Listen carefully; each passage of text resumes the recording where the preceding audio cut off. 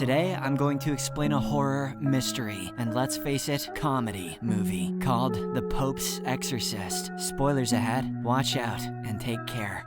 The movie opens in 1987 in Italy, where we meet a priest named Father Gabriel Amorth. He is the Pope's chief exorcist and is currently on his way to help a possessed boy. Upon his arrival, he is informed that the boy has been acting strangely and is speaking in English despite never knowing the language. Gabriel then asks if there is a TV in the home, to which the boy's father says yes. "And do you have the Golf Channel?" says Russell Crowe in an accent worse than mine. Next, the exorcist enters the room, accompanied by a local priest and a pig. The possessed boy immediately starts abusing him in English, but Gabriel responds by insulting the demon, claiming that he is weak and incapable of possessing anyone other than a helpless boy. This offends the demon, who claims to be powerful and capable of possessing anyone. Therefore, Gabriel challenges him to go ahead and possess the pig. After much provocation, the idiotic demon falls into the trap and exits the boy's body. As soon as he transfers into the pig, the local priest shoots and kills the poor animal. With this, the boy is finally free of the possession, and Gabriel tells him to relax, as the devil is gone. Next, we meet a woman named Julia and her two children, Amy and Henry, who have just arrived in Spain from the US. Julia's husband died a year ago, and Henry has been mute ever since. The reason they are in Spain is because her husband left them an inheritance, which is an old monastery that belonged to his family. Julia now plans to restore the property so that they can sell it and return to the US for a better life. When the family arrives at the monastery, they are greeted by the contractor in charge of the construction work. They also meet Father Thomas Esquibel, a priest who is there to ensure that the monastery's architecture is respected during its restoration, since it is important to the church. Meanwhile, Henry begins to wander around the house alone and eventually ends up in the basement. There, he notices a hole in the wall, through which he sees something with the Vatican symbol. On the other hand, Father Gabriel arrives in Rome and is confronted by church leaders for performing an exorcism without the Vatican's permission. A man named Bishop Lumumba is sympathetic to Gabriel, but Cardinal Sullivan is harsh toward him. He argues that exorcism is unnecessary in the modern scientific world they live in. You can just force the demon to watch a Blippi marathon and they'll be gone in no time. In response, Gabriel explains that only 2% of requests he receives necessitate exorcism, with the remaining 98% involving some kind of mental illness. He claims that since the boy was not truly possessed, the procedure doesn't qualify as an exorcism. Then how was the boy speaking English, and why did he kill the pig? Despite this, Sullivan continues to scold him, so Gabriel inquires whether it is truly about the boy or if they're mad at him for what he wrote about a girl named Rosaria in his magazine. He then says that if they have a problem with him, they should speak to his superior, the Pope, and proceeds to walk away. Sullivan yells at him to stop, insisting that the meeting is not ended, but Gabriel ignores him and exits the room. Back at the monastery, a worker comes across the same hole in the wall that Henry discovered earlier. He soon uncovers a hidden area and ignites a flare to see what is behind the blocks. However, it turns out that there is a gas leak in the area, which causes a massive explosion. The man is seriously injured in the fire and is immediately rushed to the hospital. Due to the severity of the incident, the contractor realizes that the site is too dangerous to continue working on and cancels the restoration work. Later, we find out that the gas explosion tore through some hidden walls, releasing a dangerous demon trapped inside. It quickly takes over Henry, causing him to convulse and have violent seizures. When Henry's family rushes to help him, he suddenly speaks in a demonic voice. He warns that they will all die before violently scratching his own face. And this kid watches tons of Blippi, so he'll be immune to the tech.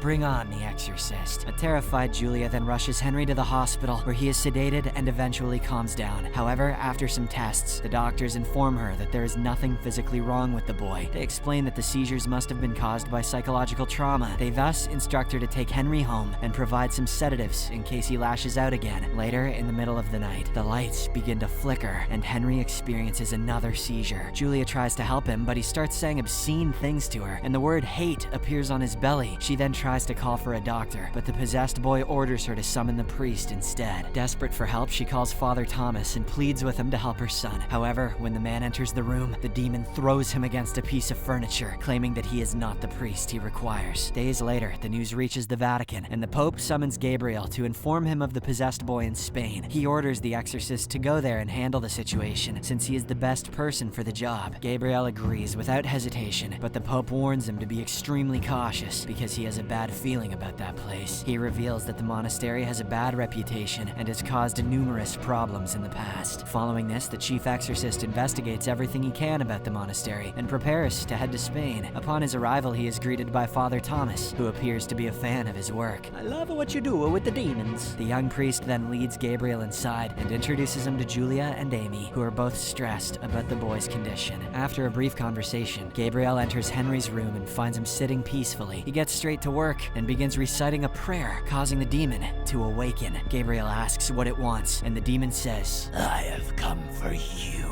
The two then speak in Latin, with the exorcist attempting to trick the demon into revealing his name. However, the demon responds that he's not like the other fools who could be persuaded to possess a pig. He then starts mocking the priest and admits that he knows Gabriel's name and his nightmares and sins. At this moment, the possessed boy vomits a red bird out of nowhere. This freaks out the exorcist, prompting him to leave the room. After sending the family to rest, Gabriel speaks with Thomas and teaches him some lessons about demons so he can help in the exorcism. He explains that they must know the demon's name at all costs because it is the only way to help Henry. However, Gabriel warns the young priest not to look the demon in the eyes or interact with him in any way. He instructs Thomas to concentrate solely on the prayer, while Gabriel handles the rest of the exorcism's tasks. After this, both priests enter the room and begin the exorcism. Henry hurls numerous insults and blasphemies at him, but the priests remain calm. At this critical moment, the lights go out, and Gabriel notices Rosaria standing in front of him. She accuses him of allowing her to die and claims that he will atone for his sins. Gabriel says that his sins have been forgiven, but she responds that deep down, he still cannot forgive himself. Following this, the demon turns his attention to Thomas, revealing that he slept with one of the girls in his congregation and used her to satisfy his lust. Thomas is outraged to hear this and orders the demon to stop talking. However, the latter continues to say obscene things about the girl, pushing the young priest over the edge. Unable to bear it any longer, Thomas attacks the boy and tries to suffocate him in anger. However, Gabriel intervenes and takes him outside to calm him down. We've all touched the children. You have to relax. Later, when they're alone, Thomas tells them about Adele, a young woman mentioned by the demon earlier. He admits that they loved each other deeply, and Adele had asked him to leave the priesthood to be with her. However, Thomas was unable to do so because his love for God outweighed his love for her. He bursts into tears, admitting that even after all these years, he still feels guilty about what happened. After this, Thomas inquires about Rosaria, but Gabriel only responds that she was a woman from his past whom he should have helped. He goes on to say that the demon is using their pasts to distract them from something more important. Hearing this, Thomas recalls the incident from a few days prior. He was thrown off by the demon as it claimed he was not the desired priest. This makes Gabriel realize that the demon was looking for him and the boy is just a pawn. He also remembers the Pope's words and decides to investigate the place to find more details. After some looking around, Gabriel discovers a dry well outside with a Vatican seal. He pries it open and discovers the interior of the well stacked with skulls. When he drops an ignited piece of paper into it, a massive explosion of flames erupts from the well. Afterward, he brings Thomas with him and shows him this disturbing sight. They then realize that this place was once the site of the Spanish Inquisition, one of the darkest eras of the Catholic Church. Back then, Catholics killed anyone who refused to convert, and these skulls must be the remains of victims of those atrocities. Next, the two priests head to the basement in search of answers and find the site where the explosion had occurred. They discover a large hole with a Vatican seal on it. The priests then venture inside and find that it leads to ancient catacombs. In these catacombs, they discover the remains of several people who had failed exorcisms during ancient times. Elsewhere, Julia finds her daughter missing from her bed and soon discovers her hanging out with Henry. It turns out that both siblings have become possessed and they begin speaking to her in a disturbing manner. Poor Julia tries to save her daughter, but Henry quickly throws her against the wall and even causes her sister to horribly twist her neck. Returning to the crypt, the duo progresses deeper and soon comes across the body of Friar Alonso de Ojeda, a famous exorcist from the past. They also discover his detailed journal, which describes how he was once possessed by a demon. The demon was so evil and powerful that Ojeda had to encase himself in the monastery's underground to protect the world from the spirit of unending evil. Reading this, Thomas deduces that the demon called for Gabriel because he wanted to possess the most powerful host possible. And I mean, just look at this unit. The two priests then go underground in the crypt, where they finally discover the demon's name, Asmodeus. At this moment, the devil weakens, and Amy is finally free of her possessions. She then immediately injects a sedative into her brother and calms him down. Before confronting the demon, Gabriel realizes he must confess the things that still haunt him. He thus opens up to Thomas about Rosaria and how he was appointed to cure her possession. However, Gabriel was convinced that she wasn't possessed, but rather mentally disturbed. He didn't want to help her and passed her case to someone else. Unfortunately, a few days later, the poor woman took her own life by jumping from a building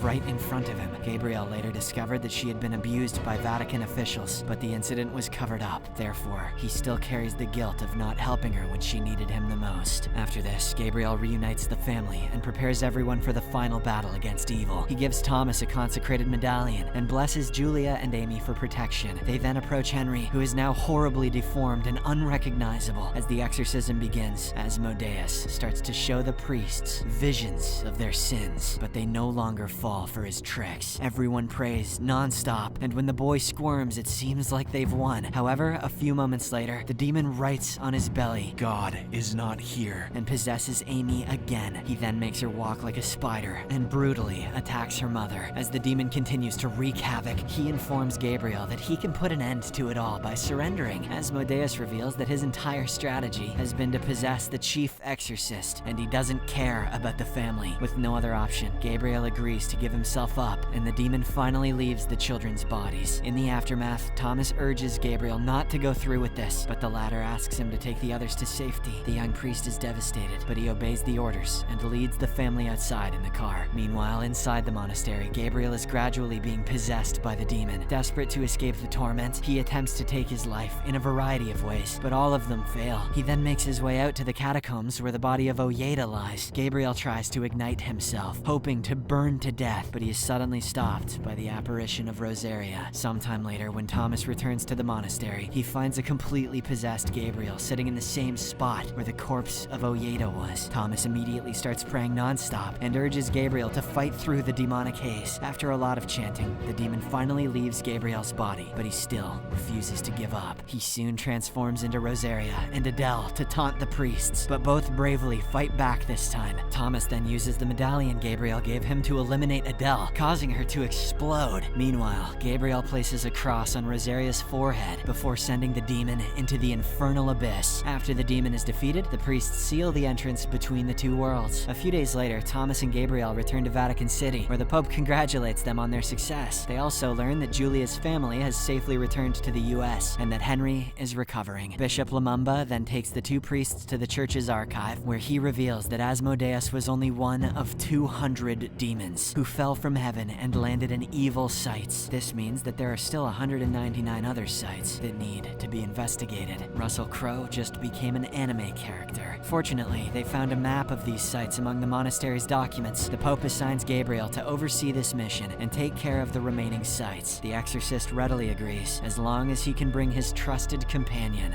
Father Thomas, who I guess we're all supposed to collectively forget was outed for pulling a Dr. Disrespect at the beginning of this movie.